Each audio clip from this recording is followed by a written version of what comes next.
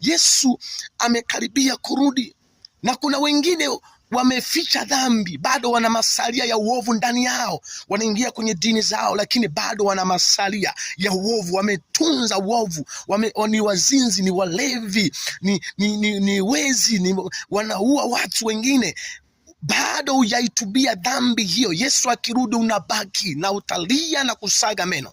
Wengine wametoa mimba, na leo hii kuna dunia, ardhi zinanuka damu kwa sababu kuna kilio kikubwa duniani hapa, ardhini hapa kuna kilio kikubwa sana kwa sababu ardhi zinanuka damu. Watoto wamekatiliwa mbali kwa sababu kuna kundi kubwa la watu la watoaji mimba.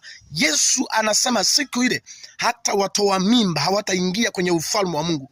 Narudia tena, Yesu siku ile atakaporudi hakitaingia kinyonge. Wenye dhambi hawataingia katika ufalme ule. Hata kama ulitoa mimba, ni heri ukatubu, kaacha dhambi, maana Yesu amekaribia kurudi. Hizi ni siku za mwisho.